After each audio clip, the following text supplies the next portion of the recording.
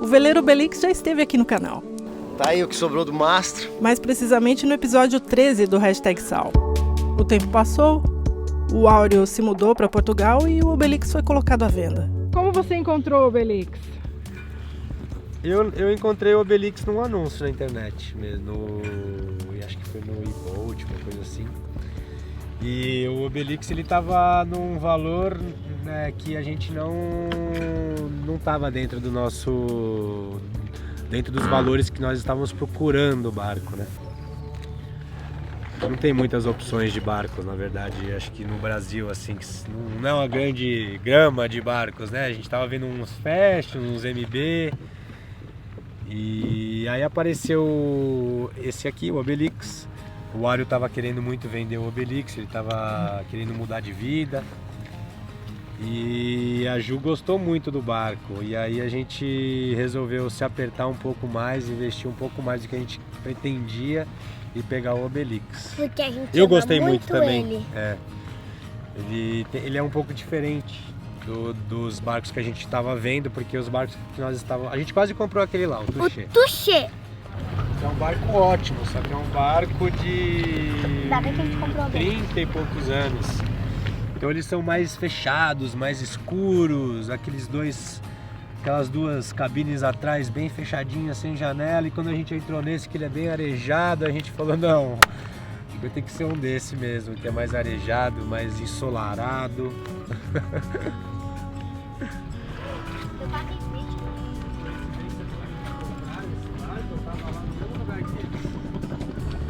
Tava dormindo do lado de vocês, lá no Veleiros.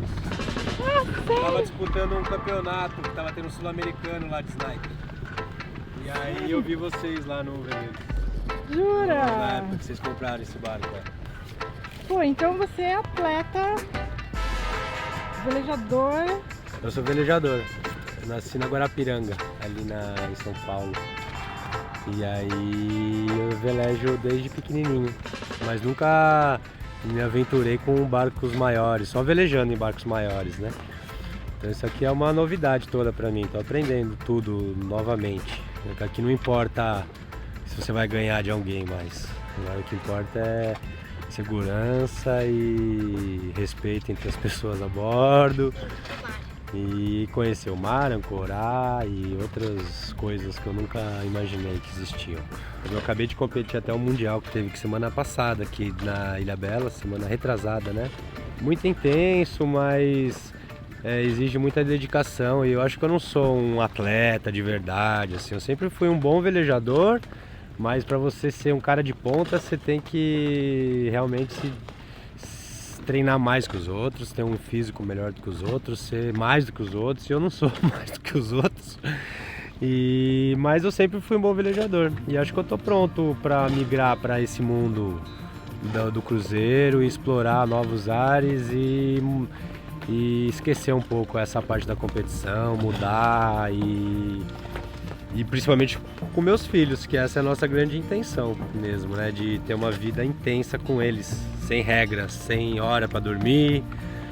Eles vivem querendo jogar um jogo à noite, a gente não, amanhã tem escola e a gente quer ter uma vivência que dure 1 mês, 2 meses, que dure 6 meses, 1 ano, 2, que a gente possa pescar a noite inteira, que a gente possa jogar um jogo de xadrez a noite inteira até a Jojo aprender, porque ela sempre quer, eu sempre preciso parar antes dela aprender, porque tem que dormir para amanhã continuar a rotina. E é isso. Espetacular. Vamos continuar aqui embaixo? Tá chovendo, vamos lá. E aí a gente tá 1 ano e meio aqui nessa poita, se preparando psicologicamente, se preparando, arrumando o barco, que ele veio bem judiado, o barco quando a gente comprou, e estamos aqui conhecendo o nosso barco aqui, o Obelix, e se preparando psicologicamente, que acho que é o mais difícil é você sair da poita mesmo, né? Então eu acho que comprar o barco é fácil até, porque se você vende tua casa, você tem o dinheiro, você vai e compra. Se você não gosta, você vende depois, né? E agora esse lance de você tomar coragem e falar, não, a gente vamos, acho que esse é o mais difícil. Eu acho que chegou a hora, assim, que a gente conseguiu criar essa coragem da gente ir. Sempre tem 1000 coisas que a gente vai dando desculpa, né, pra não ir. Não dá, agora não posso, eu tenho meu trabalho, meus filhos são pequenos, são muito grandes, mas aí agora a gente falou, vamos, agora a gente vai. Eu advogava em São Paulo, trabalhei num escritório grande, depois tive o meu escritório, mas quando a Joana chegou, já trouxe um pouco um refletir sobre aquela vida automática que a gente leva, né, e entendendo, eu acho que isso é muito pessoal, né, é de cada um, mas entendendo ali pra gente, pro nosso núcleo, de que aquele automático que a gente estava indo de saio às 7 da manhã, chego às 7 da noite, que aquilo deixou de fazer sentido porque a gente queria conviver, queria estar com ela, né?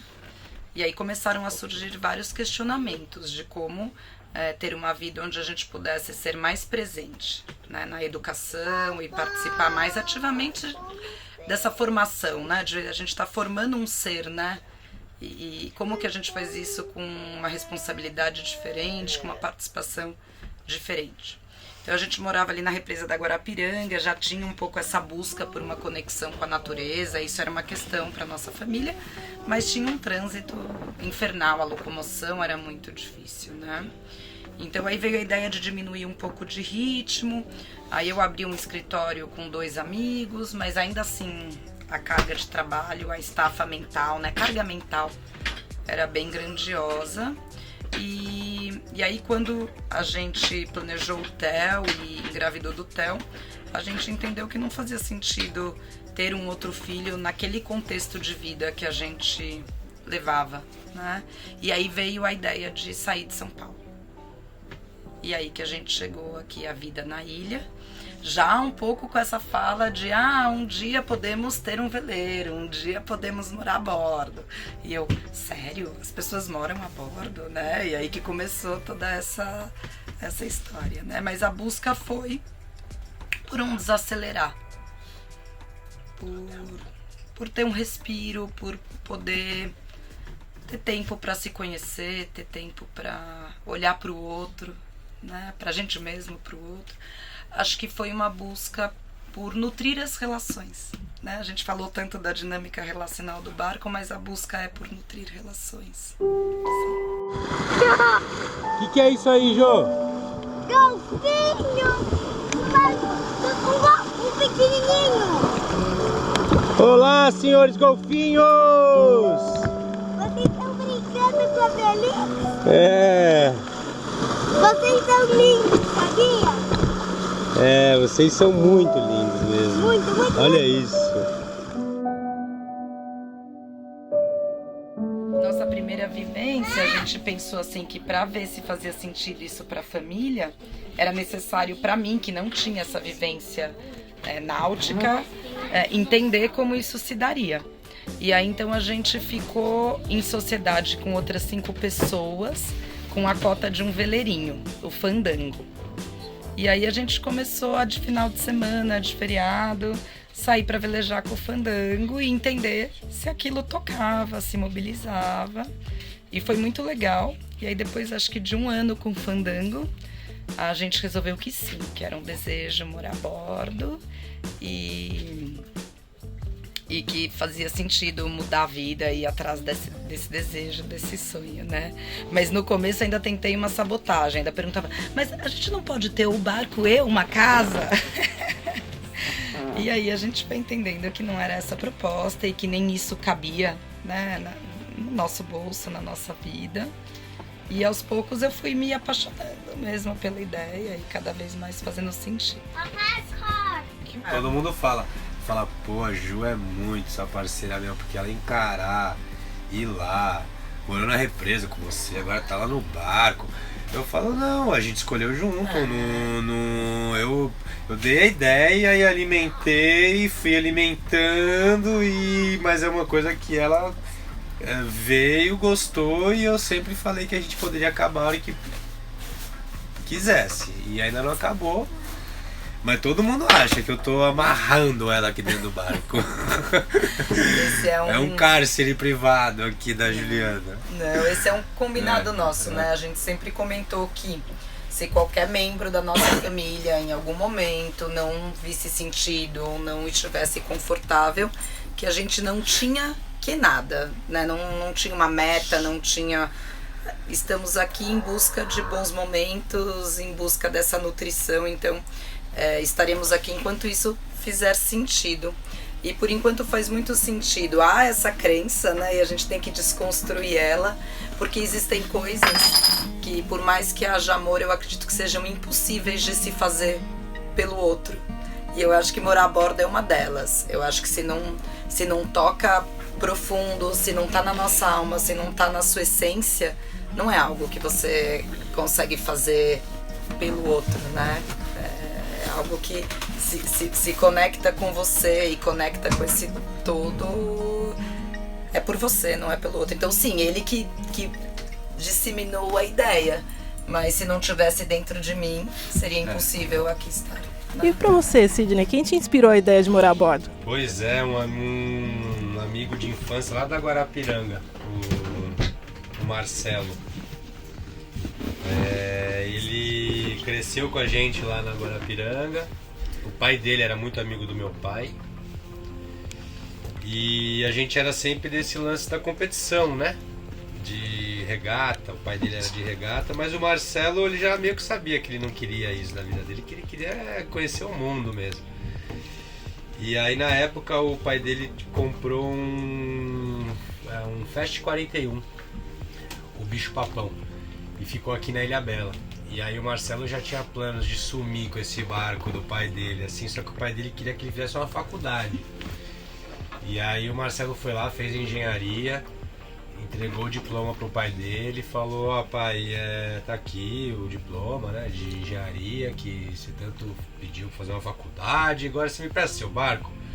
Eu só quero dar uma volta de 1 ano no teu barco. Ficou 15 anos morando no barco. Hoje em dia ele mora lá na Austrália, nunca mais voltou. E isso aconteceu, ele saiu em 90 e alguma coisa, 90, isso já faz tempo. Então ele foi o primeiro cara assim que eu conheci que tornou isso aí possível. Então ele é um cara que desde sempre eu acompanho as aventuras dele por aí, e sempre que plantou essa sementinha, que isso era uma coisa possível mesmo, né? Porque até você ver isso de fato acontecendo com alguém próximo, agora com a hashtag Sal, com outras mídias que todo mundo já tem acesso, a gente já consegue ver realmente que isso é possível, né? Mas antes não era só de alguém que você conhecia, né? E ele que plantou mesmo. Calma. Ele que plantou essa semente. Ele nem sabe disso, mas quem sabe ele vai ver esse episódio e vai ver. Horizonte me pede pra ir tão longe. Será que eu vou? E com a história dessa família incrível, eu finalizo a série Flor de Sal, com todas as informações que encontrei para apresentar o que é um veleiro e em que momento ele entrou na vida de tanta gente. Minha ideia inicial era fazer só 3 episódios. E por causa do estímulo do Adriano, produzi 50. Muito obrigada, amor. Muito obrigada a todos que me receberam para contar suas histórias na vela, e a cada pessoa que assistiu pelo menos um dos 50 vídeos. Agradeço a todos que escreveram comentários nesses vídeos. São palavras tão especiais que tenho vontade de imprimir e guardar encadernadas só para me lembrar de tanto carinho que recebi por ter feito essa playlist. Um agradecimento especial aos nossos apoiadores e membros do canal. Sem vocês, nada disso teria sido possível. Valeu! E eu olhando assim, quando vê, escutei um barulho assim, um barulho de ar assim na água, cortando assim a água. Aí eu olhei, era um golfinho, só que o golfinho brilhava, ele parecia um torpedo, brilhando assim, junto com essa bioluminescência, e ele cruzava de um lado ao outro do barco assim, vinha na popa e saía da proa assim, e aí já aparecia outros e pulavam, e aquilo brilhando, aquilo foi... parecia que não era verdade, assim, sabe? Parecia efeito. Aquela cena foi muito bonita.